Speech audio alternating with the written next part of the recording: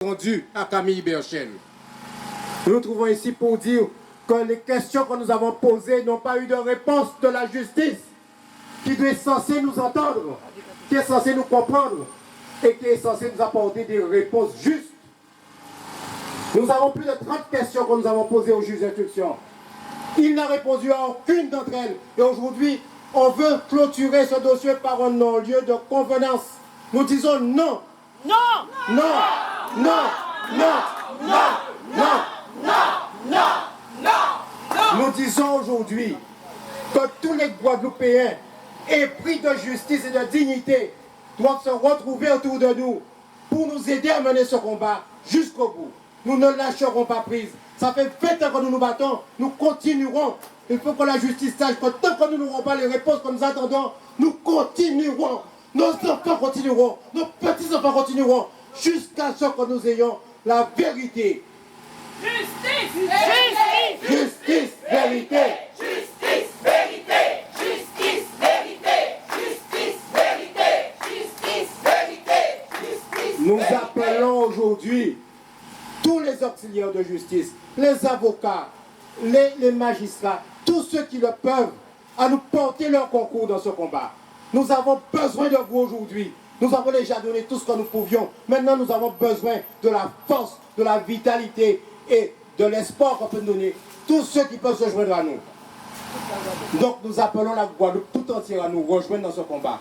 Ce n'est pas un combat simplement pour un homme. C'est un combat pour un pays. C'est un combat pour nous reconnaissions en tant que Guadeloupéens dignes et fiers, capables de mener le pays là où il doit être mené.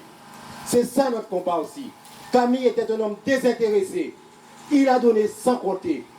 Tous les jours de fête, il était de garde. Parce qu'il disait, je ne sais pas si celui qui sera de garde aura la patience et la qualité pour venir s'enfermer à l'hôpital. Il ne donnait à aucune autre personne la chance d'être de garde les jours de Noël et les jours de l'an. Il disait aux gens, allez chez vous, allez vite avec vos familles. Moi, je reste là. Et j'en suis le témoin. Parce que toutes ces années, c'est moi qui ai passé Noël et jour de l'an avec ses enfants. Il ne le connaissait pas ces jours-là. Il était de garde à l'hôpital. Debout au combat, prêt à répondre. Et tous ceux qui ont eu la chance ou la malchance d'avoir un enfant malade ce jour-là, savent que quand on arrive à l'hôpital, on était sûr de le trouver là. Voilà ce qu'était Camille, un homme désintéressé, un homme qui avait du cœur. Et je peux vous dire une chose, Camille a subi des épreuves dans sa vie. Il a perdu un enfant qu'il n'a pas pu sauver. Son propre enfant. Moi, j'étais avec lui. Un jour, l'enfant était au plus mal. Et j'ai vu le médecin lui dire, on ne peut rien, rentre chez toi. Et Camille est resté à regarder son enfant qui était à l'agonie. Et au petit matin, l'enfant se réveille, il regarde son père. Il lui dit, pourquoi tu pleures? Camille s'est sur les yeux et il repart au combat. C'était ça, Camille. C'était ça, Camille. Et quand son fils est mort, je crois qu'il s'est fait la promesse, je n'ai pas pu sauver celui-ci, j'essaierai de sauver tous les autres. Voilà la motivation qu'il avait. Donc ce n'était pas un homme à fuir ses responsabilités. Il n'a jamais fui ses responsabilités. Par conséquent, on doit se souvenir de ça. Voilà un homme qui a donné sa vie pour son pays. Il y en a peu qui l'ont fait. Tout le monde est à la recherche de gloire, de titres, de distinction. Camille a toujours refusé tous les honneurs. Il a refusé tous les honneurs. Il a refusé toutes les décorations, toutes les distinctions. Il disait, je n'ai pas besoin de ça.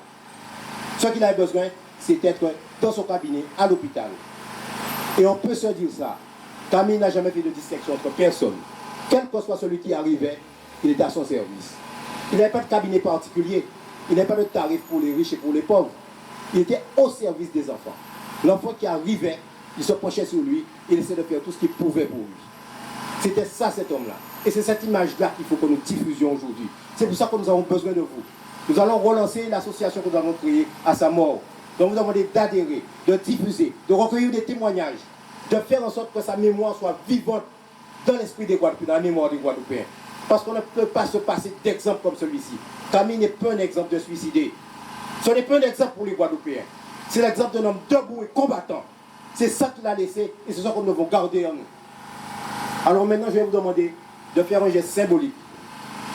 Devant cette porte, de déposer la fleur que vous avez en main et de dire haut et fort, je réclame justice et vérité pour Camille Berchel.